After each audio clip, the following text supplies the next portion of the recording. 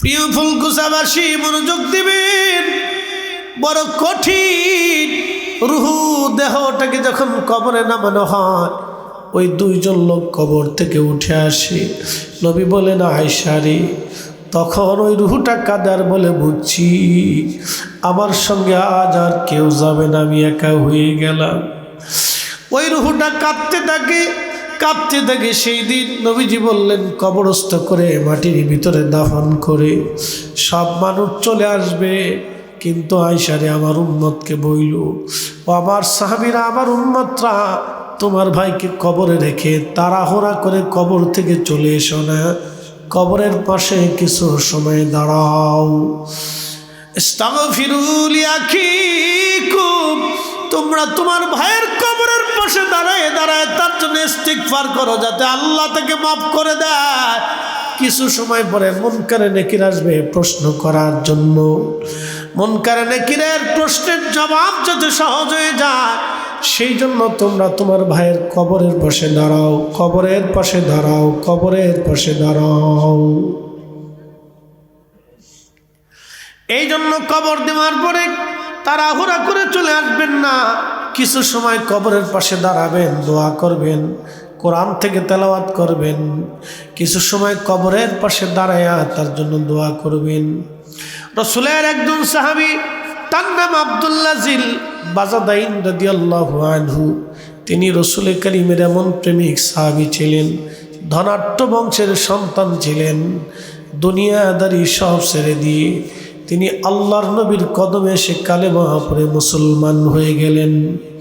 কালেমা পড়ে যখন মুসলমান হলেন, আব্দুল্লাহ জিল বাজাদাইন মুসলিম হয়ে যাওয়ার পরে তার চাচা এসে বলল, আব্দুল্লাহ, তুমি মুসলমান হয়ে গেছো, অতএব আমরা ইয়াহুদি, তুমি মুসলমান, আমাদের গোত্রে তোমার কোনো জায়গা হবে না, তুমি চলে যাও নবী মুহাম্মাদের কাছে।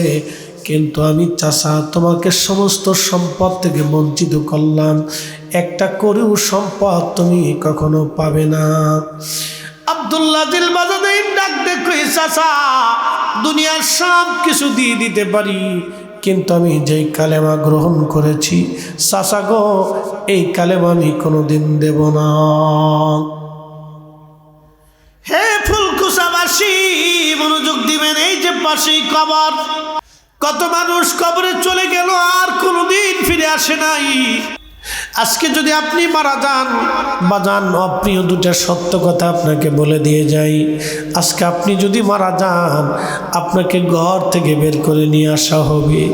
ঘর থেকে বের করে আনার পরে আপনাকে একটা বিছানার চাদর দিয়ে অথবা আপনার গায়ের চাদর দিয়ে আপনার কাপড়ের উপরে, শরীরের উপরে ঢেকে দেওয়া হবে। বন্ধু, ওই কাপড়ে, ওই চাদরে কোনোদিনও আপনার স্ত্রী সন্তান আর ব্যবহার করবে না। চির সত্য বলতেছি, আমি মারা যাওয়ার পরে আমার এই চাদর দিয়ে যদি ঢেকে রাখা হয়, আমার বাচ্চারা জীবনে এই চাদর আর কোনোদিন ব্যবহার করবে না। বলবে, আব্বার লাশের উপরে কাপড়টা ছিল, ওরা ভয় পাবে, ডরাবে, বাবার লাশের উপরে যে কাপড় ছিল, এই কাপড়টা আমরা কেমনে গায়ে দিই ভয় করে।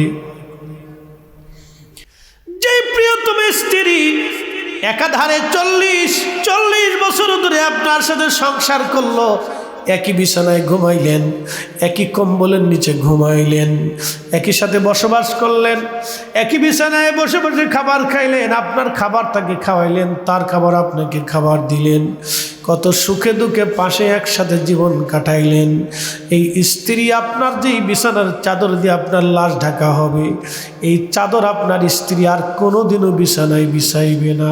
তার কাছে ভয় লাগবে, ভয় লাগবে, আমার স্বামীর গায়ের উপরে, মরা লাশের উপরে কাপড় দেওয়া হয়েছিল।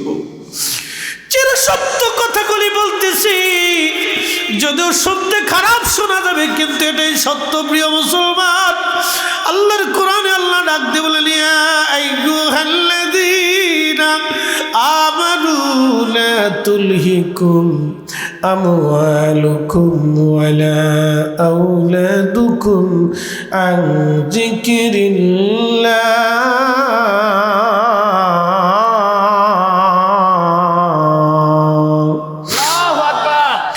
জিন্দগি তোর রে ফাঁকি দিয়া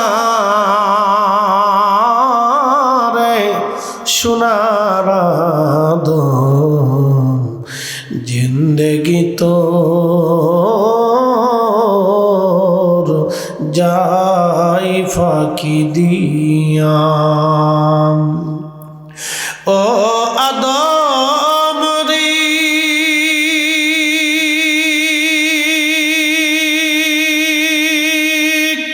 পাগ ধরিয়া গেছে দাড়ি দন্ত মাসে গুটাচারি।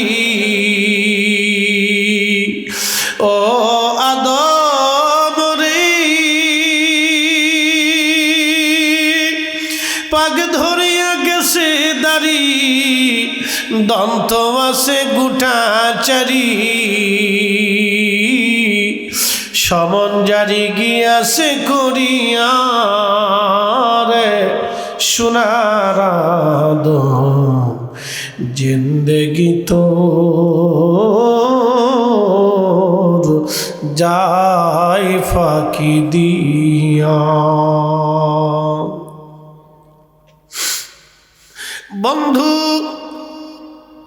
মৃত্যু গ্রহণ করার সাথে সাথে ঘর থেকে বের করে আপনাকে উঠানের সামনে নিয়ে আসা হবে। কত বড় আলিশান প্রাসাদ ঘরের মধ্যে আপনাকে রাখা হবে না, দ্রুত গতিতে ঘরের সামনে নিয়ে আসা হবে। কয়েকদিন আগে 6 মাস 1 বছর আগে খবরে দেখলাম 24 ঘন্টা বাবার লাশ ঘরের সামনে সন্তানরা রেখে দিয়েছে। বাবা মরার পরে জমি জমা ভাগ বাটোয়ারা নিয়ে ভাইদের মধ্যে গন্ডগোল লেগে গেল। বাজার এরকম অপদার্থ সন্তান যদি দুনিয়াতে থাকে, ওই বাবার চাইতে দুঃখময় বাবা পৃথিবীতে আর কেউ হয় না। ওই মায়ের মতো দুঃখী মা পৃথিবীতে আর কেউ হয় না। বাজার বাস্তবতা থেকে বলতেছি ফুলকুচাবাসী, ও বন্ধু, আহা বাস্তবতা থেকে বলতেছি শুনে যান। আজ আপনার ইন্তেকালের পরে ঘর থেকে আপনাকে বের করে নিয়ে আসা হবে, উঠানের সামনে রেখে দেওয়া হবে। আপনার দামি খাট পালঙ্ক বাড়ি গাড়ি সব ওই দিন বৃথা হয়ে যাবে। সমাজের লোকজন এসে বলবে দ্রুত গতিতে কবরে নামাও, কারণ 24 ঘন্টা পরে লাশ থেকে গন্ধ বের হতে থাকে। 24 ঘন্টা একটা লাশ কিন্তু পচে যায় না, বরং ওই লাশের পায়খানা রাস্তা দিয়ে একটা পোকা বের হয়ে আসে। ওই পোকাটা তামাম শরীরের মধ্যে ছড়াইয়া গন্ধ ছড়াইতে থাকে। আপনার কলিজার টুকরা সন্তান আপনাকে ঘর থেকে বের করে দিবে। আপনার স্ত্রী আপনার কাছেও আসতে চাবে না, গোর শরীর থেকে গন্ধ বের হয়। গন্ধের কারণে কেউ আসবে না, কেউ আপন হতে চাবে না। সেই দিন প্রিয় উপস্থিতি হাজিরিন, মনোযোগ দিয়ে কথাগুলি শুনে যাবেন। গন্ধ ছড়িয়ে গেল, দ্রুত গতিতে কবরে নামানো হবে আপনাকে। সেই দিন আল্লাহ নবী ডাকতে বলেন, আয়েশা রে, তুমি কি জানো মানুষের জীবনের কঠিন সময় কখন? বলে আল্লাহ রাসূলুহু আলাইহি, আল্লাহ জানে, নবী জানে। আম্মা জান আয়েশাকে নবী বলেন, আয়েশা রে, একজন মানুষের জন্য কঠিন সময়টা যখন কবরের দিকে নিয়ে যাওয়া হয়, তখন এই রুহুটা কাঁদে আর বলে, সন্তান রে, এত তাড়াতাড়ি মায়া ভুলে গেলি, আজ আমার এত তাড়াতাড়ি কবরে নামাচ্ছ। কবরটা আর আমার কবর নাই, এটা জাহান্নামের টুকরা হয়ে গেছে। কলিজার টুকরা সন্তান, আর একটু পরে কবরে নামা। নবীজি বললেন, পাখিরা কথা শোনে, পশুরা ডাক শোনে, কিন্তু মানুষ এবং জিন এই দুইটা প্রাণীকে আল্লাহ কথাগুলি শুনতে দেয় না। ওই রুহু কান্না করতে থাকে। আহা, নবীজি বলেন, আয়েশা রে, যখন কবরের কাছে নিয়ে যায়, দুইজন কবরের মধ্যে নেমে যায়, আর মানুষগুলি উপরে কবরের চারপাশে দাঁড়ায়। যখন কবরে নামানো হয়, ওই রুহুটা কাদার বলে, বুঝি এই দুইজন আমার সঙ্গে কবরে আমার সফর সঙ্গী হয়ে যাবে। আজ একা একা রওনা হবেন এমন এক জগতে, যেই জগতে আপনার আমার আর আপন কেউ নাই। এই জন্য আল্লাহ বলেন, এ বান্দা, সম্পদ এবং সন্তানের প্রেমে পড়িয়া তোমরা আমি আল্লাহর জিকির থেকে নিজেকে গাফেল করো না, গাফেল করো না। যদি করো, ومن يفعل ذلك فأولئك هم الخاسرون।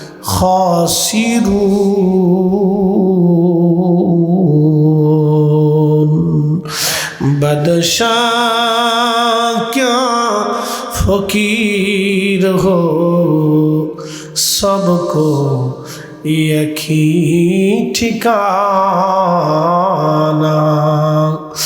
बादशाह क्या फकीर हो, सबको एक ही ठिकाना।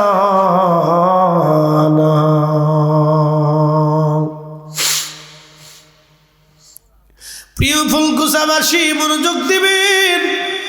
বড় কঠিন। রুহু দেহটাকে যখন কবরে নামানো হয়, ওই দুইজন লোক কবর থেকে উঠে আসে। নবী বলেন, আয়েশা রে, তখন ওই রুহুটা কাদার বলে বুঝছি আমার সঙ্গে আজ আর কেউ যাবে না, আমি একা হয়ে গেলাম। ওই রুহুটা কাঁদতে থাকে, কাঁদতে থাকে। সেই দিন নবীজি বললেন, কবরস্থ করে মাটির ভিতরে দাফন করে সব মানুষ চলে আসবে, কিন্তু আয়েশা রে, আমার উম্মতকে বইল, ও আমার সাহাবীরা, আমার উম্মতরা, তোমার ভাইকে কবরে রেখে তাড়াহুড়া করে কবর থেকে চলে এসো না, কবরের পাশে কিছু সময় দাঁড়াও। ইস্তাগফিরু লিআখিকুম, তোমরা তোমার ভাইয়ের কবরের পাশে দাঁড়ায় দাঁড়ায় তার জন্য ইস্তিগফার করো, যাতে আল্লাহ তাকে মাফ করে দেয়। কিছু সময় পরে মুনকারে নেকির আসবে প্রশ্ন করার জন্য। মুনকারে নেকিরের প্রশ্নের জবাব যাতে সহজ হয়ে যায়, সেই জন্য তোমরা তোমার ভাইয়ের কবরের পাশে দাঁড়াও, কবরের পাশে দাঁড়াও, কবরের পাশে দাঁড়াও। এই জন্য কবর দেওয়ার পরে তাড়াহুড়া করে চলে আসবেন না। কিছু সময় কবরের পাশে দাঁড়াবেন, দোয়া করবেন, কোরআন থেকে তেলাওয়াত করবেন। কিছু সময় কবরের পাশে দাঁড়ায়া তার জন্য দোয়া করবেন। রাসূলের একজন সাহাবী, তার নাম আব্দুল্লাহ জিল বাজাদাইন রাদিয়াল্লাহু আনহু। তিনি রাসূল করিমের এমন প্রেমিক সাহাবী ছিলেন, ধনাঢ্য বংশের সন্তান ছিলেন। দুনিয়াদারি সব ছেড়ে দিয়ে তিনি আল্লাহর নবীর কদমে এসে কালেমা পড়ে মুসলমান হয়ে গেলেন। কালেমা পড়ে যখন মুসলমান হলেন, আব্দুল্লাহ জিল বাজাদাইন মুসলিম হয়ে যাওয়ার পরে তার চাচা এসে বলল, আব্দুল্লাহ, তুমি মুসলমান হয়ে গেছো, অতএব আমরা ইয়াহুদি, তুমি মুসলমান, আমাদের গোত্রে তোমার কোনো জায়গা হবে না, তুমি চলে যাও নবী মুহাম্মাদের কাছে। কিন্তু আমি চাচা, তোমাকে সমস্ত সম্পদ থেকে বঞ্চিত করলাম, একটা করেও সম্পদ তুমি কখনো পাবে না। আব্দুল্লাহ জিল বাজাদাইন ডাক দেখে, চাচা, দুনিয়ার সব কিছু দিয়ে দিতে পারি, কিন্তু আমি যেই কালেমা গ্রহণ করেছি, চাচা গো, এই কালেমা আমি কোনোদিন দেব না। চাচা ডাক দিয়ে বলেন, আব্দুল্লাহ, তাহলে তোমার পরনের জুব্বাখানা আমাদের টাকার কেনা, ওই জুব্বা দিয়ে দাও। আব্দুল্লাহ জিল বাজাদাইন ওই জুব্বাখানা খুলে দিলেন। জুব্বা খুলে দেওয়ার পরে চাচা ডাক দিয়ে বলে, আব্দুল্লাহ, জুব্বা তো দিলা, কিন্তু তোমার পরনের লুঙ্গিটা আমাদের টাকা। বন্ধু তারা সাহাবী আল্লাহর নবী তাবুকের যুদ্ধের ময়দানে চলে গেলেন। যুদ্ধের ময়দানে চলে যাওয়ার পরে সাহাবায়ে কেরাম যুদ্ধের ময়দানে গেলেন। কাফেররা 30,000 সাহাবীর কথা শুনে পালায়ে চলে গেল, আর যুদ্ধে তারা আসে নাই। আল্লাহর নবী তাবুকে 1 মাস পর্যন্ত অবস্থান করলেন, ফিরে চলে আসবেন। এমন সময় সাহাবীরা সংবাদ দিলে, ইয়া রাসূলুল্লাহ, আব্দুল্লাহ অসুস্থ হয়ে গেছে। নবী বললেন, তার সেবা করে আল্লাহ কবুল করেছে, সে শহীদ হয়ে যাবে। আব্দুল্লাহ ইন্তেকাল করলো। আল্লাহর নবী বললেন, তার দাফন কাফনের ব্যবস্থা করো। সাহাবীরা, আল্লাহর নবী সাহাবায়ে কেরামকে দাফন কাফনের ব্যবস্থা করলেন। কবর খনন করা হলো। নবীজি কবরের পাশে দাঁড়ায় বলেন, এ সাহাবীরা,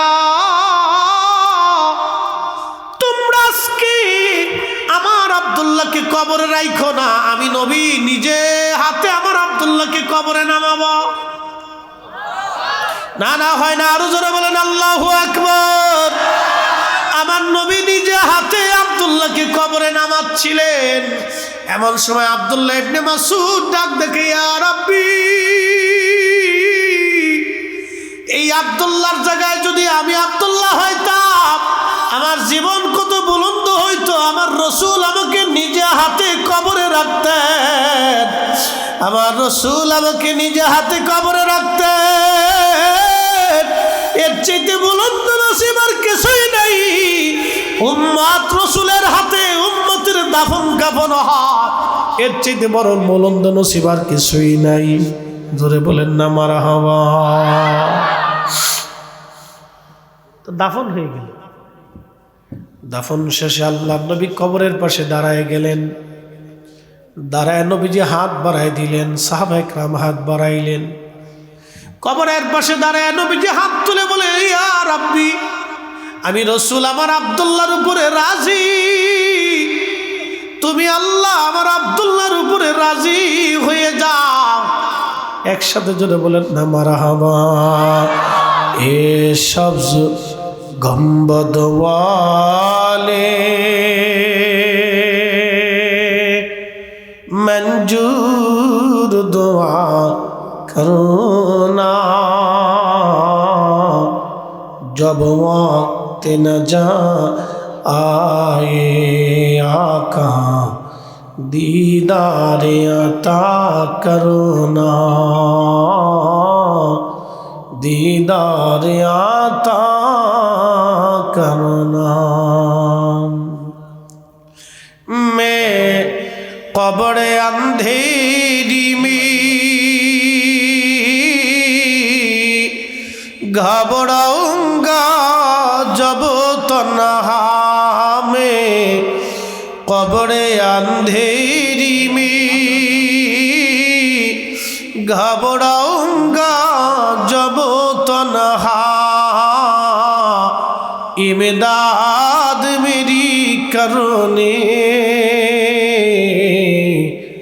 आ जाना रसूल अल्लाह। প্রিয় উপস্থিতি, খুব মনোযোগ দিয়ে নাস্তিক পণ্ডিত ডাক দিয়ে বলতেছে, হ্যাঁ মুসলমানদের ইমাম, তুমি বলো আল্লাহর আগে কি? ইমাম আজম বললেন, নাস্তিক তুমি তো যুক্তি ছাড়া মানবা না, তাহলে 1 থেকে 10 পর্যন্ত গণনা করো। নাস্তিক শুরু করলো 1 2 3 4 5 7 5 6 7 8 9 10। ইমাম আজম বলল, নাস্তিক পণ্ডিত এবার তুমি 10 থেকে 9 10 পর্যন্ত গণনা করো। 10 9 8 7 6 5 4 3 2 1। ইমাম আজম বলল, হ্যাঁ নাস্তিক পণ্ডিত, তাহলে বলো 1-এর আগে কি? এবার নাস্তিক বলল, 1-এর আগে তো কোনো সংখ্যা নাই। ইমামুল আজম বললে, আমার আল্লাহর আগে কিছুই নাই, আমার আল্লাহ এক। একবার জোরে বলা যাবে কি আল্লাহু আকবার। কখনো তোমাকে যদি ভুলি, হেদায়েতের আলো জেলে নিয় কাছে তুলি,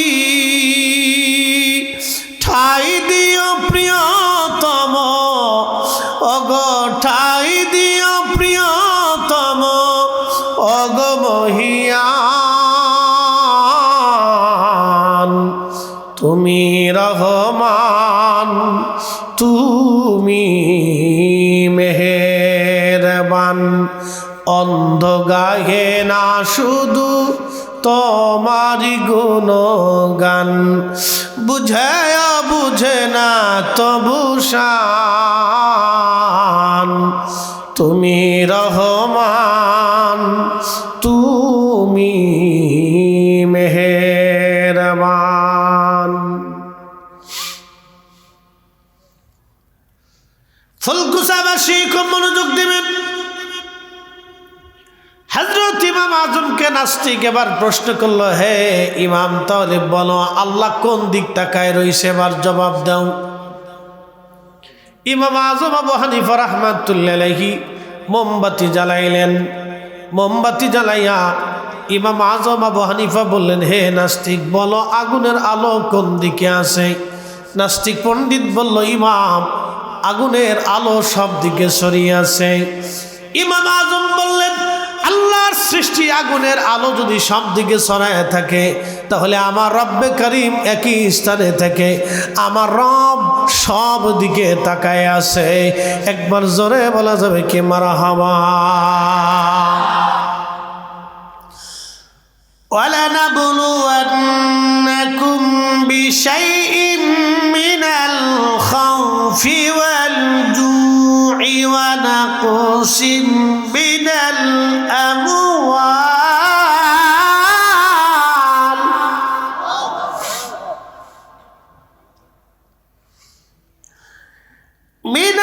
الْأَمْوَالِ وَالْأَنفُسِ وَالثَّمَرَاتِ।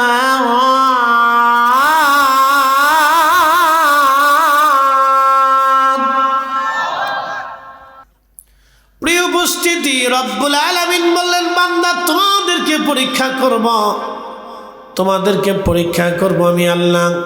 কি দিয়ে? মাঝে মধ্যে ভয় দিয়ে পরীক্ষা করব। ভয়টা কি? হঠাৎ করে ঠান্ডা পড়ে গেল। কালকের মাহফিলেও হাজার হাজার মানুষ ছিল, আজকের মাহফিলে এসে দেখলাম মাহফিল শূন্য হয়ে গেল। মানুষ ডরে মাহফিলের ভিতরে ঢুকতে চায় না। প্রচণ্ড ঠান্ডায় চারপাশ দিয়ে ঘুরে আগুনের পাশে বসে আছে, ঘরের মধ্যে কম্বলের মধ্যে ঢুকে গেল, কিন্তু মাহফিলে তারা আসলো না। আল্লাহ বললেন, তোমাদেরকে ভয় দেখাই আমি পরীক্ষা করব এবং তোমাদের শস্য শ্যামল নষ্ট করব, অতিবৃষ্টি দিব, অনাবৃষ্টি দিব, খরা দিব, সাইক্লোন দিব, মহামারী দিব, প্রচণ্ড শীত দিব, প্রচণ্ড গরম দিব। এইগুলি তোমাদের জীবন কেড়ে নিব, আমি তোমাদেরকে পরীক্ষা করব। প্রিয় নবী, আমার হাবিব, আপনার উম্মতকে জানায় দেন এই সময় কাদের জন্য সুসংবাদ হবে। ওয়াবাশশিরিস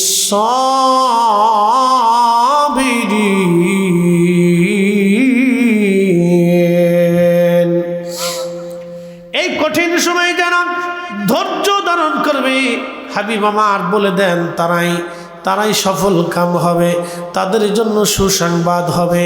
তাহলে বোঝা গেল আজকে যারা বসে গেলেন তারা সবাই পাস। সেটা বলেন আল্লাহু আকবার। আমার ফর্মুলা না আল্লাহর ফর্মুলা? আমি কি ফর্মুলা দিছি না আল্লাহ দিছে?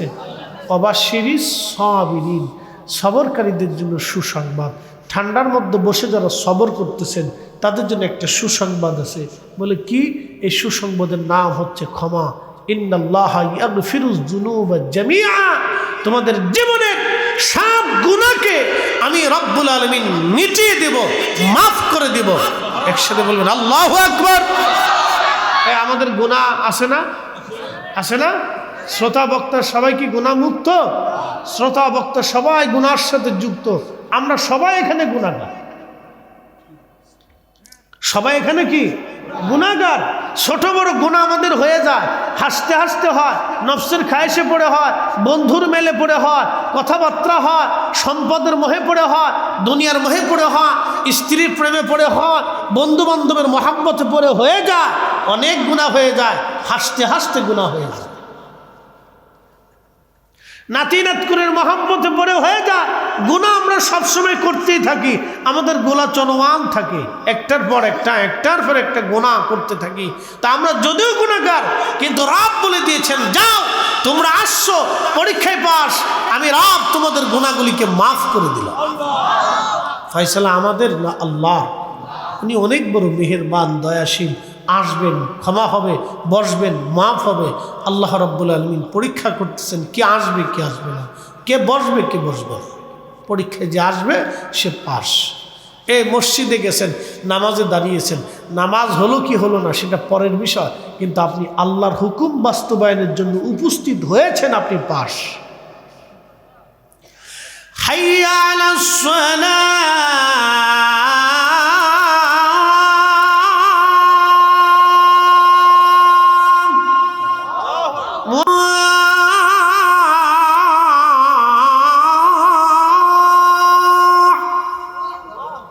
তোমরা কল্যাণের দিকে আসো, তোমরা উপকারিতার দিকে আসো, তোমরা ভালো কাজের দিকে আসো, সালাতের দিকে আসো। মুয়াজ্জিন যখন ডাক দিয়েছে আপনি তখনই ঘুরঘুর করে দোকান বন্ধ করে দিয়েছেন, ব্যবসা বন্ধ করে দিয়েছেন, আইছেন, এটাই পাস। একসাথে বলবেন মারহাবা। يا أيها الذين آمنوا إذا نودي للصلاة من يوم الجمعة فاسعوا إلى ذكر الله وذروا البيع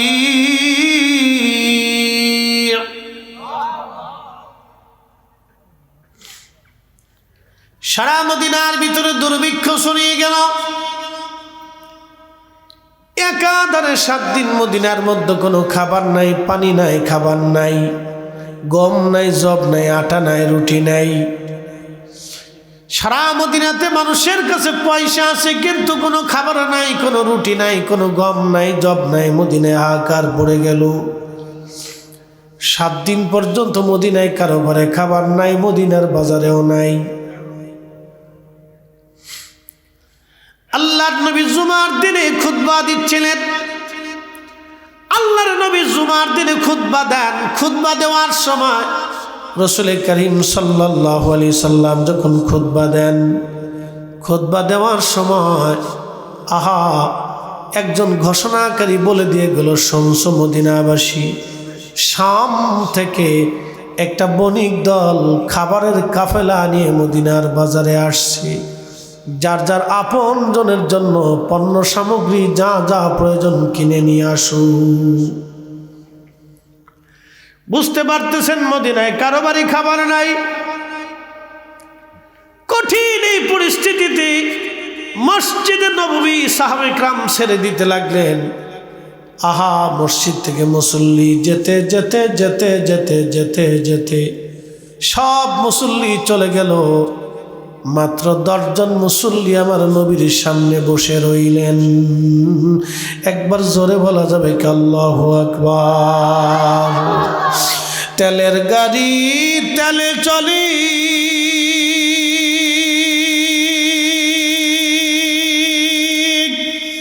হাওয়ার গাড়ি হাওয়ায় উড়ে, বিনা তেলে চালাই গাড়ি নবী সুলাইমান। আমরা সেই মুসলমান।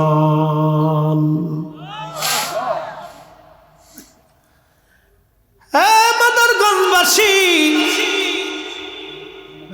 মেলান্দ না, কোন থানা এটা? মেলান্দ থানা, ঠিক আছে। মেলান্দবাসী, ফুলকুচাবাসী খুব মনোযোগ দিবেন। সমস্ত সাহাবী মসজিদ থেকে বের হয়ে চলে গেল। মাত্র 10 জন সাহাবী মসজিদের মধ্যে নবীর সামনে বসা। আল্লাহর নবী খুতবা শেষ করার পরে দেখলেন কোনো সাহাবী নাই, মাত্র 10 জন সাহাবী বসে আছে। আল্লাহর হাবিবের সামনে বসা হযরত আবু বকর, প্রিয় নবী তখনই ঘোষণা দিলেন আবু বকর ফিল জান্নাতি। এরপরে ওমর বসা, ঘোষণা দিলেন ওমর ফিল জান্নাতি, ওসমান ফিল জান্নাতি, আলী ফিল জান্নাতি, তালহা ফিল জান্নাতি, জুবায়ের ফিল জান্নাতি, আব্দুর রহমান ইবনে আউফ ফিল জান্নাতি, সাদ বিন আবি ওয়াক্কাস ফিল জান্নাতি, আবু উবাইদা ইবনে দাররা ফিল জান্নাতি, সাঈদ ইবনে জুবায়ের ফিল জান্নাতি। এইভাবে নবীজি 10 জন সাহাবীর নাম ঘোষণা দিলেন। এরা সবাই আল্লাহর জান্নাতি, সবাই খাবারের জন্য চলে গেছে, কিন্তু এরা রসুলের দরজা ছেড়ে দেয় নাই, আল্লাহর ঘর মসজিদ ছেড়ে দেয় নাই। জুমার নামাজের জন্য তখনও তারা বসে আছে। আল্লাহর নবী বলেন এরা সবাই আল্লাহর জান্নাতি, জান্নাতি, জান্নাতি। একবার জোরে বলা যাবে কি আল্লাহু আকবার। পরীক্ষায় পাস, জোরে বলেন পরীক্ষায় পাস। সব চলে গেছে, 10 জন বসা, 10 সাহাবী। কয় সাহাবী? এই 10 সাহাবীর নাম আশারায়ে মুবাশশারা, 10 জন জান্নাতের সুসংবাদ প্রাপ্ত সাহাবী। শুধু জুমার মসজিদে বসে থাকার জন্য আল্লাহর রাসূল তাদেরকে জান্নাতি ঘোষণা দিয়ে দিলেন। পরীক্ষায় পাস, জোরে বলেন পরীক্ষায় পাস। এই প্রচন্ড শীতের মধ্যে কে আসবে পরীক্ষায় পাস? কোটি মানুষ আসতে হবে না, যে আসবে সে পাস, যে বসবে সে পাস। কথা বলেন ঠিক না বেঠিক? ফয়সালা কি আমাদের না আল্লাহ? আল্লাহর ফয়সালা, কোরআনের ফয়সালা, সে পাস হবে। এই জন্য সবাইকে আল্লাহ কবুল করবে না, যাকে পছন্দ করবে সে আসবে। কথা ঠিক আছে না ভাই? আমরা এখন কার মেহমান? একসাথে বলতে হবে কার? আপনারা আমাদেরকে দাওয়াত করে আসছেন না? আমার এই ভাই আমাকে দাওয়াত করছেন, বারবার ফোনে ফোনে কথা বলছেন, ভাইটা দাওয়াত করে আনছেন। তো ভাই সর্বোচ্চ সম্মান দেওয়ার চেষ্টা করতেছে। আমাকে বললো যে ভাইজান, আমি এই আয়োজনের কোনো ত্রুটি করিনি, পাবলিক আসবে না আসবে সেটা আমার ফাংশন না, ওটা আল্লাহর ইচ্ছা। আমি বললাম যে আল্লাহ যাকে কবুল করবে সে আসবে, আমাদের এখানে কোনো জোর করে আনার কোনো সুযোগ সিস্টেম নাই। আল্লাহ যাকে পছন্দ করবে সে আসবে। কথা ঠিক আছে না ভাই? তা আয়োজনের কোনো কমতি নেই, সদিচ্ছারও কোনো কমতি নেই। আমি মেহমান হিসেবে আসবো, আমার সমাদরও আপনার কম করেনি, যথেষ্ট সমাদর করছেন। এখন আল্লাহ আপনাকে তার বেহেশতের বাগানে দাওয়াত করে আল্লাহ আপনাকে নিয়ে আসছে। এখন আল্লাহ আপনাকে কি সমাদর করবে সেটা আল্লাহর দরবারে। তবে আল্লাহ সমাদর করবে যে আমার মেহমান হয়ে আমার বান্দারা যেহেতু আসছে, আমার বান্দারা যেহেতু গুনাহ করেই ফেলছে, তো আমি আল্লাহ আমার বান্দাদের গুনাহকে মাফ করে দিলাম। তাহলে আমরা পাস। সব সাহাবী চলে গেল, 10 জন সাহাবী বসা। নবীজি বললেন এই 10 জন আল্লাহর জান্নাতি জান্নাতি জান্নাতি। তখনই কোরআনের আয়াত আল্লাহ নাজিল করলেন, ইয়া আইয়ুহাল্লাযীনা আমানু ইযা নুদিয়া লিস-সালাতি মিন ইয়াউমিল জুমআতি ফাসআউ ইলা যিকরিল্লাহি ওয়া যারুল বাই'। হে ইমানদার, যখন জুমার নামাজের জন্য আহ্বান করা হয়, আজান পড়ে যায়, তখন বেচা বিক্রি, ব্যবসা বাণিজ্য, লেনদেন, ওঠা বসা, কৃষিকাজ, কামার, তোমার জীবনের সমস্ত কাজগুলি তুমি ছেড়ে দাও। হে ইমানদার, তুমি চলে আসো, আমি আল্লাহর স্মরণে নামাজ পড়ার জন্য খোদার ঘরের জন্য চলে আসো। দালিকুম খায়রুল লাকুম ইন কুনতুম তা'লামুন। তুমি যদি এটা অনুধাবন করো, এটা উত্তম কাজ, নেকের কাজ, ভালো কাজ, তাহলে তুমি চলে আসো। আমি আল্লাহর হুকুম তামিল করার জন্য জুমার নামাজে চলে আসো। কিন্তু আজান পড়ার সাথে সাথে ব্যবসা বাণিজ্য, লেনদেন, দোকানদারি, উঠা বসা, চাকরি বাকরি, যার যা আছে সব ছেড়ে দিতে হবে, ফেলে দিতে হবে। একসাথে বলবেন আল্লাহু আকবার। এই জন্য জুমার দিনে শুক্রবারে যেই দেশের ছুটি ঘোষণা করা হয়েছে, আমি মনে করি দেশের যেই রাষ্ট্রপ্রধান ছুটির ব্যবস্থা করেছে, আল্লাহ তা থেকে একটা বেনিফিট অবশ্যই আল্লাহ দিবে। বাংলাদেশের পৃথিবীর বহু মুসলিম দেশে শুক্রবারে কোনো ছুটি নেই। আপনি আরব বিশ্বেই চলে যাবেন, দেখবেন বহু আরব দেশে আছে শুক্রবারে ছুটি দেন। দুবাইতে যায় দেখেন শুক্রবারে ছুটি নেই, মুসলমান দেশ। আমরা বাংলাদেশ হলে বাটাম চালান দিয়ে দিতাম এতদিন। কি কথা কর না কেন? আমরা বাংলাদেশ হলে এতদিন বাটাম চালান হয়ে যেত। কিন্তু কপাল ভালো যে আরবের দেশ, ও দেশের মুসলমান হিজলিয়া না কি আমি জানি না। আরে বেটা, জুমার দিন সাজ্জাদুল আইয়াম, দিনের সর্দার, পৃথিবীর শ্রেষ্ঠ দিনের একটা দিন হচ্ছে জুমার দিন। আল্লাহর রাসূল বলেছেন, আমার উম্মত, আল্লাহ আমাকে স্পেশালিস্ট এই জুমার দিন আল্লাহ আমাকে উপহার দিয়েছে এই উম্মতের জন্য। একসাথে বলা যাবে না আল্লাহু আকবার? না, জোরে বলেন আল্লাহু আকবার। এই জুমার দিনে আল্লাহ বলেছেন, এ বান্দা, তোমার ব্যবসা বাণিজ্য, রুটি রুজি, চাকরি বাকরি সব ছেড়ে দেবা, কিচ্ছু রাখবে না, তুমি জুমার জন্য তুমি মসজিদে চলে আসবা। মুসলিম দেশ জুমার দিনে ছুটি নেই। ছি, সব ইসরায়েলের দালালি। কি কথা কর না কেন? যার কারণে ফিলিস্তিনিরা ৭৫ বছর ধরে মাইর খায়।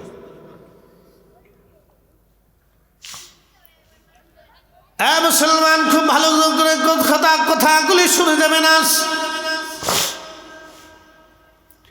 এই জুমার দিনের এত মর্যাদা, এত দাম। আল্লাহর নবী বলে দেখলেন, উম্মত তোমরা শুনে নাও, আমার উম্মত যখন জুমার নামাজের জন্যে আজান পড়ার পরে আমার উম্মত জুমার জন্য প্রস্তুতি নিয়ে জুমার নামাজ আদায় করার জন্য মসজিদের দিকে রওনা হয়ে যায়, আদবের সাথে মসজিদে ঢুকে খুব একিন এবং এখলাসের সাথে ইমাম সাহেবের পাশাপাশি বসে, ইমাম সাহেবের কাছাকাছি বসে খুতবা শোনে, আলোচনা শোনে।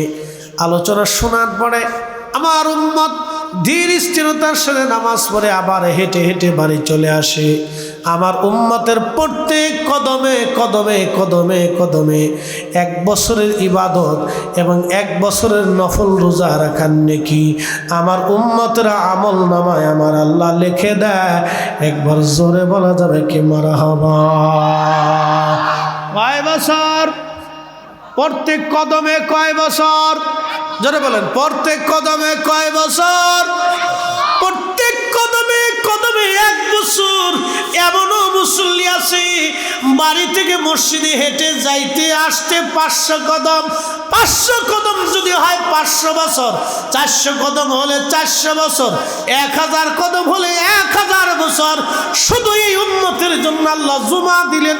পৃথিবীর কোনো উম্মতকে আল্লাহ জুমা দেন না, শুধু আমাদেরকে আল্লাহ জুমা দিয়েছেন। হয়ে গেল না? জোরে বলেন। এই জুমাকে কেন্দ্র করে আমার নবীর 10 জন সাহাবী আশারে মুবাশশারা হয়ে গেল, পৃথিবী থেকে জান্নাতের সার্টিফিকেট নিয়ে গেলেন, যা অন্য কোনো নবীর উম্মতের ভাগ্যে জোটে নাই। জুমা খুব গুরুত্ব দিবেন। এমনি সময় বিয়ে বাড়ি যাওয়ার সময় যেমন সুন্দর পোশাক পরেন, জুমার দিনে খয়রাতি পোশাক পরেন না, এদিন বালা পোশাক পরেন। গোসল টোসল পাক সাফ হবেন, একবারে সুন্দর সাবান টাবান মাইকা আতর টাতর দিয়ে খুব সুন্দর করে পরিষ্কার হবেন, শরীরে যাতে গন্ধ না পায়, ফটকা ফটকা গন্ধ যাতে না আসে। বুঝতে পারছেন না আপনারা? কুয়াশা পড়তেছে বৃষ্টির মতো। আল্লাহ আজকে দিয়ে খুশি, আমরা পাইয়া খুশি। একসাথে বলেন আলহামদুলিল্লাহ। আলহামদুলিল্লাহ। আমরা যারা আইসি পাস, যারা বলেন কি একসাথে বলেন কি? চিন্তার কারণ নাই, উনি পাস করেছেন। উনি যিনি কোরআন দিয়েছেন তিনি পাস করেছেন। ওনার কথা হচ্ছে লা তাবদিলা কালিমাতিল্লাহ। আকাশ ভেঙে গেলেও আমার কথা ঠিক থাকবে, জমিন শুকিয়ে গেল, জমিন পুড়ে গেলেও আমার কথা ঠিক থাকবে, সাগর শুকিয়ে গেলেও আমি আল্লাহর কথাই ঠিক থাকবে। ইন্নাকা লা তুখলিফুল মিআদ। মা সন্তানের বেলে ওয়াদা খেলাপ করে। অনেক সময় মা কয়, বাবারে তুই এই কাজ করে আয়, সকালবেলা তোর খিচুড়ি রেঁধে খাওয়াবো। মা অনেক সময় কয় না, পরে খাওয়াবো, যা। মা ও সন্তানকে ধোঁকা দিতে পারে, কিন্তু উনি সেই রব যিনি মায়ের চাইতে 99 গুণ বান্দার প্রতি দয়া বেশি। তিনি বলে দিলেন ইন্নাকা লা তুখলিফুল মিআদ। আমি আল্লাহর ওয়াদার কোনো খেলাফ হবে না। আমি যা দিতে চাইছি আমি তাই দিব, আমি ক্ষমা করতে চাইছি আমি ক্ষমা করেই দিব। একসাথে বলবেন আল্লাহু আকবার। আমরা ফাঁস, যদি বলেন আমরা কি ফাঁস? আমি করিনি, উনি করেছে। এই কালাম যার, তিনি করেছেন। আমরা এখানে কেউ পাস করার মতো যোগ্যতা নেই, উনি করাই দিয়েছেন। এই শীতের ভিতরে আর শয়তান কারো মেলার ভিতরে ডুহাই রেখেছে, তুই লটপটি কিনে। কি কথা কান না, ওরে লটপটি কিনাইতেছে, শটপটি কিনাইতেছে, বাদাম কিনাইতেছে, ফুলার লেগে ফেফু ফেফু ফেফু ফেফু। কি কথা ঠিক আছে না? ফেফু ফেফু এটা পোলাফানের লেগে কেনাইতেছে, কইতে কিনে টিনে তুই আস্তে বাইর চলে যা। দেখবেন তো ঠিক হতে কিনে টিনে আস্তে আস্তে গুড়গুড় গুড়গুড়ে বাড়ি চলে যাবে, ভিতরে আর আসতে পারবে না, ঢুকতেও পারবে না, পাশও করবে না। আমরা ঢুকেছি, আল্লাহ পাশ করাই দিচ্ছে।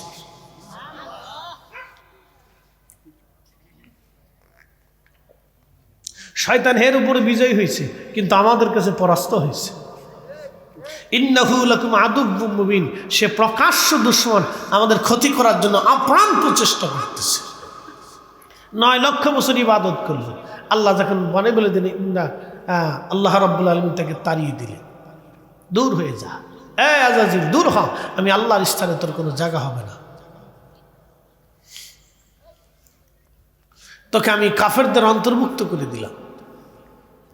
শয়তান আল্লাহকে বলে, ইয়া আরব 9টা লক্ষ বছর তোমার ইবাদত করছি একটা না, সেজদার পর সেজদা দিছি, হাজার হাজার শত শত বছর তোমার সেজদার মধ্যে পড়ে থাকছি, আমার কি কিছু দেবা না?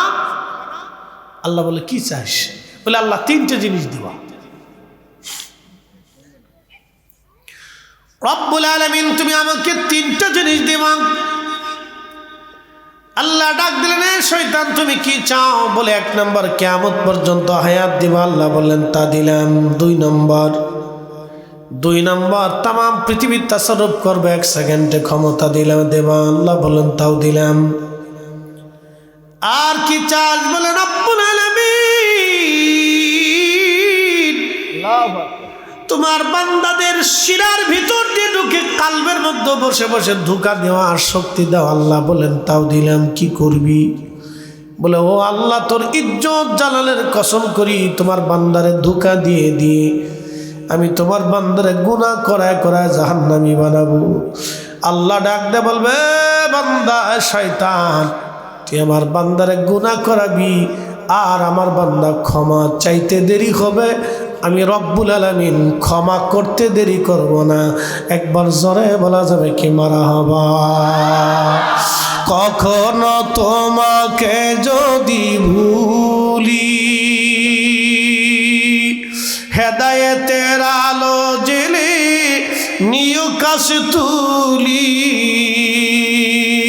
ঠাই দিও প্রিয়তম, ওগো ঠাই দিও প্রিয়তম, ওগো মহিয়ান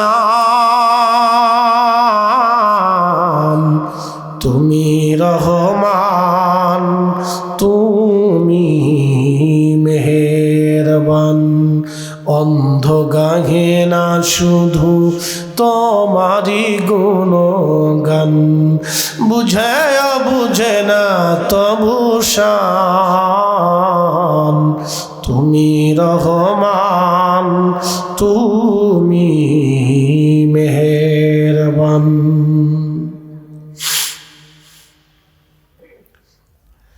হে ফুলকুসাবাসী মনোযোগ দিবেন। এই যে পাশেই কবর,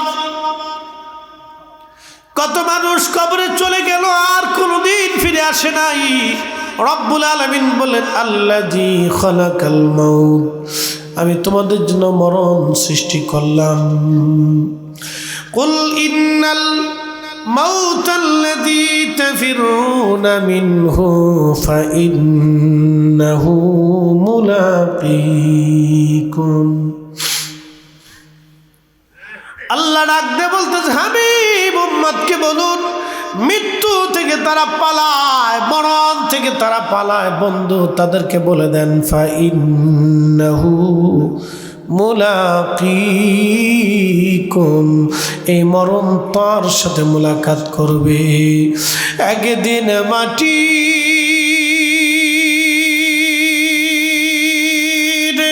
ভিতরে হবে ঘরে, মন আমার কেন বান্ধ দালান ঘর। ফুলকুসাবাসী খুব মনোযোগ দিবেন। আজকে যদি আপনি মারা যান, বাজান অপ্রিয় দুটা সত্য কথা আপনাকে বলে দিয়ে যাই। আজকে আপনি যদি মারা যান, আপনাকে ঘর থেকে বের করে নিয়ে আসা হবে। ঘর থেকে বের করে আনার পরে আপনাকে একটা বিছানার চাদর দিয়ে অথবা আপনার গায়ের চাদর দিয়ে আপনার কাপড়ের উপরে শরীরের উপরে ঢেকে দেওয়া হবে। বন্ধু ওই কাপড়ে ওই চাদরে কোনোদিনও আপনার স্ত্রী সন্তান আর ব্যবহার করবে না। চির সত্য বলতেছি, আমি মারা যাওয়ার পরে আমার এই চাদর দিয়ে যদি ঢেকে রাখা হয়, আমার বাচ্চারা জীবনে এই চাদর আর কোনোদিন ব্যবহার করবে না। বলবে আব্বার লাশের উপরে কাপড়টা ছিল, ওরা ভয় পাবে, ডরাবে। বাবারে লাশের উপরে যে কাপড় ছিল, এই কাপড়টা আমরা কেমনে গায়ে দিই ভয় করে। যে প্রিয়তম স্ত্রী একাধারে 40 বছর ধরে আপনার সাথে সংসার করলো, একই বিছানায় ঘুমাইলেন, একই কম্বলের নিচে ঘুমাইলেন, একই সাথে বসবাস করলেন, একই বিছানায় বসে বসে খাবার খাইলেন, আপনার খাবার তাকে খাওয়াইলেন, তার খাবার আপনাকে খাবার দিলেন। কত সুখে দুঃখে পাশে একসাথে জীবন কাটাইলেন। এই স্ত্রী আপনার যেই বিছানার চাদর দিয়ে আপনার লাশ ঢাকা হবে, এই চাদর আপনার স্ত্রী আর কোনোদিনও বিছানায় বিছাইবে না। তার কাছে ভয় লাগবে আমার স্বামীর গায়ের উপরে মরা লাশের উপরে কাপড় দেওয়া হয়েছিল। সত্য কথাগুলি বলতেছি, যদিও শুনতে খারাপ শোনা যাবে, কিন্তু এটাই সত্য। প্রিয় মুসলমান, আল্লাহর কোরআনে আল্লাহ ডাক দিয়ে বলেন, ইয়া আইয়ুহাল্লাযীনা আমানু লা তুলহিকুম আমওয়ালুকুম ওয়ালা আওলাদুকুম আন যিকরিল্লাহ।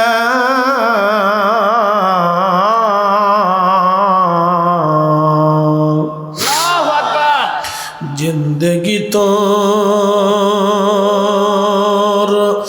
যাইরে ফাঁকি দিয়া রে সোনার আদম, জিন্দগি তোর যাই ফাঁকি দিয়া। ও আদম রে,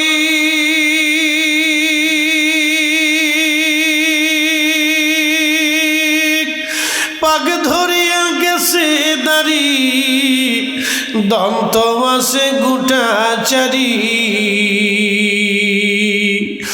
ও আদম রে, পাগ ধরিয়া গেছে দাড়ি, দন্ত মাসে গুটাচারি।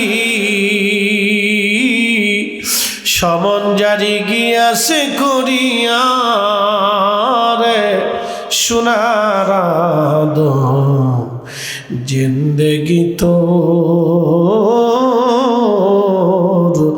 যাই ফাঁকি দিয়া। বন্ধু, মৃত্যু গ্রহণ করার সাথে সাথে ঘর থেকে বের করে আপনাকে উঠানের সামনে নিয়ে আসা হবে। কত বড় আলিশান প্রাসাদ ঘরের মধ্যে আপনাকে রাখা হবে না, দ্রুত গতিতে ঘরের সামনে নিয়ে আসা হবে। কয়েকদিন আগে, 6 মাস 1 বছর আগে খবরে দেখলাম 24 ঘন্টা বাবার লাশ ঘরের সামনে সন্তানরা রেখে দিয়েছে। বাবা মরার পরে জমি জমা ভাগ বাটোয়ারা নিয়ে ভাইদের মধ্যে গন্ডগোল লেগে গেল। এ বাজার, এরকম অপদার্থ সন্তান যদি দুনিয়াতে থাকে, ওই বাবার চাইতে দুঃখময় বাবা পৃথিবীতে আর কেউ হয় না। ওই মায়ের মতো দুঃখী মা পৃথিবীতে আর কেউ হয় না বাজার। বাস্তবতা থেকে বলতেছি ফুলকুচাবাসী, ও বন্ধু, আহা, বাস্তবতা থেকে বলতেছি, শুনে যান। আজ আপনার ইন্তেকালের পরে ঘর থেকে আপনাকে বের করে নিয়ে আসা হবে, উঠানের সামনে রেখে দেওয়া হবে। আপনার দামি খাট পালঙ্ক বাড়ি গাড়ি সব ওই দিন বৃথা হয়ে যাবে। সমাজের লোকজন এসে বলবে, দ্রুত গতিতে কবরে নামাও, কারণ 24 ঘন্টা পরে লাশ থেকে গন্ধ বের হতে থাকে। 24 ঘন্টা একটা লাশ কিন্তু পচে যায় না, বরং ওই লাশের পায়খানা রাস্তা দিয়ে একটা পোকা বের হয়ে আসে। ওই পোকাটা তামাম শরীরের মধ্যে ছড়াইয়া গন্ধ ছড়াইতে থাকে। আপনার কলিজার টুকরা সন্তান আপনাকে ঘর থেকে বের করে দিবে। আপনার স্ত্রী আপনার কাছেও আসতে চাবে না, গোর শরীর থেকে গন্ধ বের হয়। গন্ধের কারণে কেউ আসবে না, কেউ আপন হতে চাবে না। সেই দিন প্রিয় উপস্থিতি, হাজিরিন, মনোযোগ দিয়ে কথাগুলি শুনে যাবেন। গন্ধ ছড়িয়ে গেল, দ্রুত গতিতে কবরে নামানো হবে আপনাকে। সেই দিন আল্লাহ নবী ডাকতে বলে, আয়েশা রে, তুমি কি জানো মানুষের জীবনের কঠিন সময় কখন? বলে, আল্লাহ রাসূলুহু আলামিন, আল্লাহ জানে, নবী জানে। আম্মা জান আয়েশাকে নবী বলেন, আয়েশা রে, একজন মানুষের জন্য কঠিন সময়টা যখন কবরের দিকে নিয়ে যাওয়া হয়, তখন এই রুহটা কাঁদে আর বলে, সন্তান রে, এত তাড়াতাড়ি মায়া ভুলে গেলি আজ, আমার এত তাড়াতাড়ি কবরে নামাচ্ছ, কবরটা আর আমার কবর না, এটা জাহান্নামের টুকরা হয়ে গেছে। কলিজার টুকরা সন্তান, আর একটু পরে কবরে নামা। নবীজি বললেন, পাখিরা কথা শুনে, পশুরা ডাক শুনে, কিন্তু মানুষ এবং জিন এই দুইটা প্রাণীকে আল্লাহ কথাগুলি শুনতে দেয় না। ওই রুহু কান্না করতে থাকে। আহা, নবীজি বলেন, আয়েশা রে, যখন কবরের কাছে নিয়ে যায়, দুইজন কবরের মধ্যে নেমে যায়, আর মানুষগুলি উপরে কবরের চারপাশে দাঁড়ায়। যখন কবরে নামানো হয়, ওই রুহুটা কাদার বলে, বুঝি এই দুইজন আমার সঙ্গে কবরে আমার সফর সঙ্গী হয়ে যাবে। আজ একা একা রওনা হবেন এমন এক জগতে, যেই জগতে আপনার আমার আর আপন কেউ নাই। এই জন্য আল্লাহ বলেন, এ বান্দা, সম্পদ এবং সন্তানের প্রেমে পড়িয়া তোমরা আমি আল্লাহর জিকির থেকে নিজেকে গাফেল করো না, গাফেল করো না। যদি করো, ومن يفعل ذلك فأولئك هم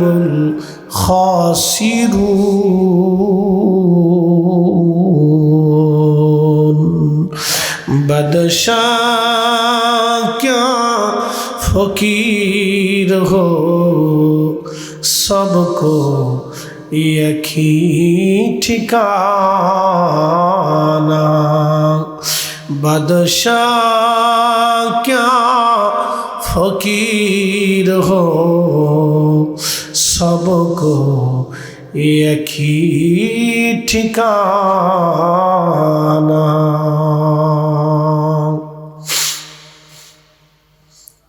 প্রিয় ফুলকুচাবাসী, মনোযোগ দিবেন, বড় কঠিন।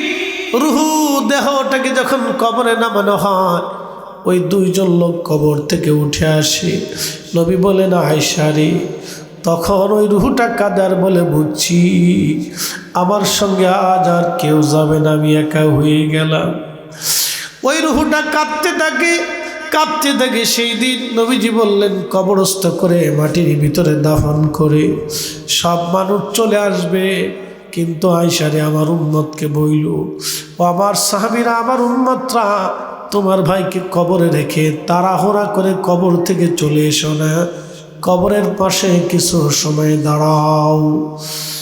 ইস্তাগফিরু লিআখিকুম, তোমরা তোমার ভাইয়ের কবরের পাশে দাঁড়ায় দাঁড়ায় তার জন্য ইস্তিগফার করো, যাতে আল্লাহ তাকে মাফ করে দেয়। কিছু সময় পরে মুনকারে নেকির আসবে প্রশ্ন করার জন্য। মুনকারে নেকিরের প্রশ্নের জবাব যাতে সহজ হয়ে যায়, সেই জন্য তোমরা তোমার ভাইয়ের কবরের পাশে দাঁড়াও, কবরের পাশে দাঁড়াও, কবরের পাশে দাঁড়াও। এই জন্য কবর দেওয়ার পরে তাড়াহুড়া করে চলে আসবেন না। কিছু সময় কবরের পাশে দাঁড়াবেন, দোয়া করবেন, কোরআন থেকে তেলাওয়াত করবেন।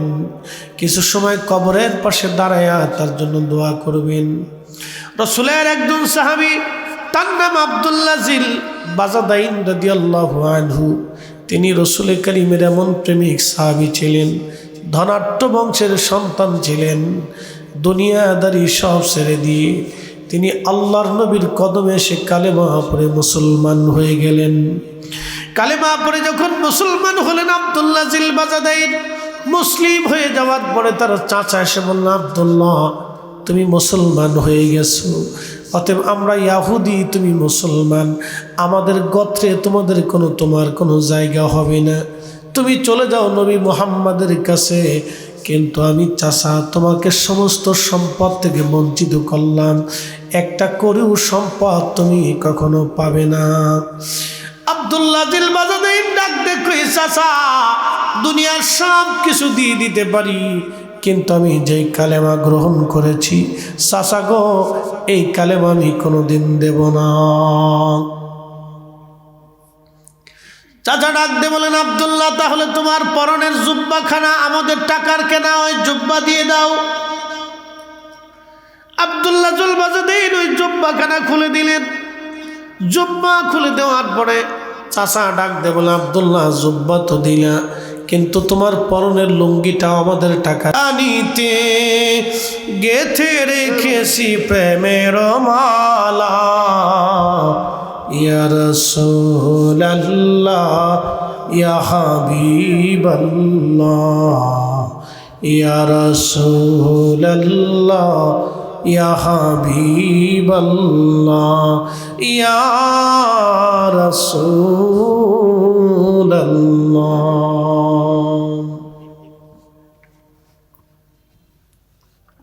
তো আব্দুল্লাহ জুল বাজাদাইন রাদিয়াল্লাহু আনহু তিনি সব কিছুর থেকে জুদা হয়ে আলাদা হয়ে গেলেন। কয় টুকরা চাদর? একসাথে বলেন, কয় টুকরা? 2 টুকরো চাদর, আর কিচ্ছু নেই। এই জন্য ওনারা সাহাবী। আল্লাহ কোরআনে তাদের মর্যাদা সম্পর্কে বলেছেন, রাদিয়াল্লাহু আনহুম ওয়া রাদু আন। তারা, আল্লাহ বলেন আমি তাদের উপরে খুশি, তারাও আমি আল্লাহর উপরে খুশি। যালিকা লিমান খাশিয়া রাব্বা, কেন? তারা আমি আল্লাহকে ভয় করত। পৃথিবীর একজন রসুলের আদনা সাহাবীর জুতা যদি এক পাল্লায় দেন, আর আমাদের সবাইকে যদি আর এক পাল্লায় দেন, রসুলের একজন আদনা সাহাবীর জুতা আর ওজনের সমান হবে না। কথা কর না কেন, জোরে বলেন। দুনিয়াতে কিছু মানুষ সম্মানিত থাকবে, হাসরের ময়দানে তারা অসম্মানিত হবে। দুনিয়াতে অসম্মানিত ব্যক্তিগুলি হাসরের ময়দানে আল্লাহর কাছে সম্মানিত হবে একটা কারণে, ইন্না আকরামাকুম ইনদাল্লাহি আতকাকুম, যার অন্তরে আল্লাহর ভয় বেশি, আল্লাহর দরবারে তার দাম বেশি। কি কথা কর না কেন, ঠিক কি না? যার অন্তরে কার ভয় বেশি? আল্লাহর ভয়। জোরে বলেন, কার ভয়? আল্লাহর ভয় বেশি, তার দাম আল্লাহর দরবারে তত বেশি। একসাথে বলা যাবে না আল্লাহু আকবার? এ বক্তার চাইতে শ্রোতার দাম আল্লাহর কাছে কিয়ামতের ময়দানে বেশি হয়ে যাবে। কি কথা কর না কেন? ইমামের চাইতে মুসল্লির দাম কিয়ামতের ময়দানে আল্লাহর কাছে বেশি হয়ে যাবে, কারণ আল্লাহর ভয় অন্তরে থাকার কারণে। কথা কন, ঠিক কিনা? আল্লাহর ভয় অন্তরে থাকার কারণে দাম বেশি হয়ে যাবে। তো রাসূল করিম তাবুকের যুদ্ধের ময়দানের জন্য খেদমত জোগাড় করতেছেন, দান জোগাড় করতেছেন। তো যুদ্ধ হবে, সাহাবে কেরাম কে কি দিবেন, চলেন, যুদ্ধের জন্য তো অনেক খরচ।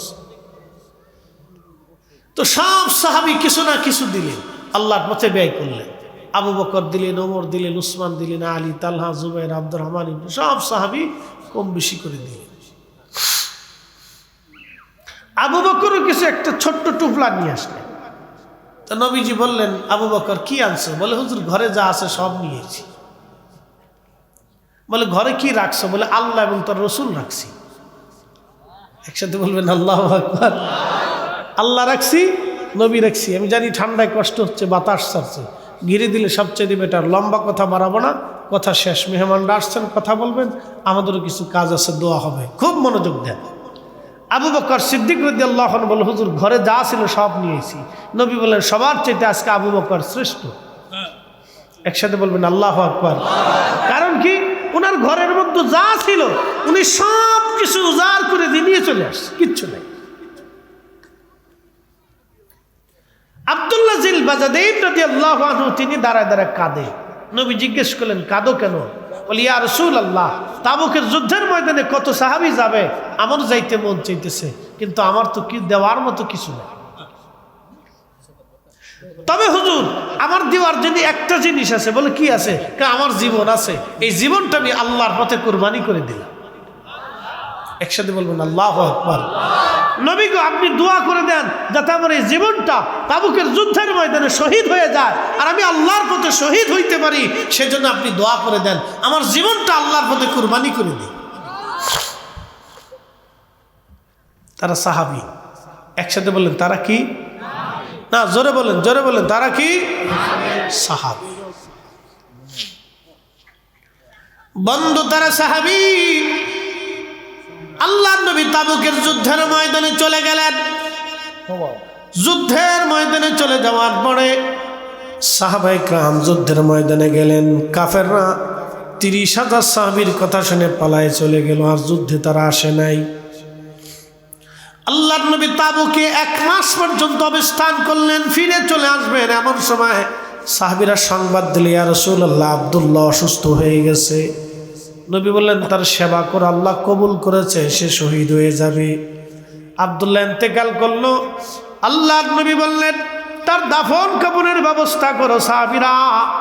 আল্লাহর নবী সাহাবা একরামকে দাফন কাফনের ব্যবস্থা করলেন। কবর খনন করা হলো। নবীজি কবরের পাশে দাঁড়ায় বলেন, এ সাহাবীরা, তোমরা আজকে আমার আব্দুল্লাহকে কবরে রাখো না, আমি নবী নিজে হাতে আমার আব্দুল্লাহকে কবরে নামাবো। না না, হয় না, আরো জোরে বলেন আল্লাহু আকবার। আমার নবী নিজে হাতে আব্দুল্লাহকে কবরে নামাচ্ছিলেন। এমন সময় আব্দুল্লাহ ইবনে মাসউদ ডাক দেখে, ইয়া রাব্বি, এই আব্দুল্লাহর জায়গায় যদি আমি আব্দুল্লাহ হইতাম, আমার জীবন কত বুলন্দ হইতো। আমার রসুল আমাকে নিজে হাতে কবরে রাখতেন, আমার রসুল আমাকে নিজে হাতে কবরে রাখতেন। এর চাইতে বুলন্দ নসিব আর কিছুই নাই।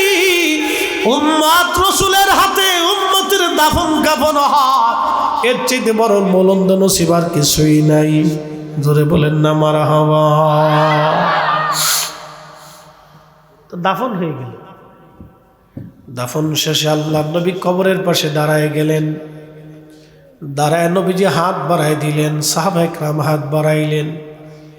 কবরের পাশে দাঁড়ায় নবীজি হাত তুলে বলে, ইয়া রাব্বি, আমি রসুল আমার আব্দুল্লাহর উপরে রাজি। তুমি আল্লাহ আমার আব্দুল্লাহর উপরে রাজি হয়ে যাও। একসাথে জোরে বলেন না মারহাবা। এ সবজ গম্বদ ওয়ালে মঞ্জুর দুআ করনা, जब वक्त न जा आए आका दीदार अता करना, दीदार अता करना। मैं कब्र अंधेरी में घबराऊंगा जब तन्हा में, कब्र अंधेरी में घबराऊंगा जब तन्हा, इमदाद मेरी करने आ जाना रसूल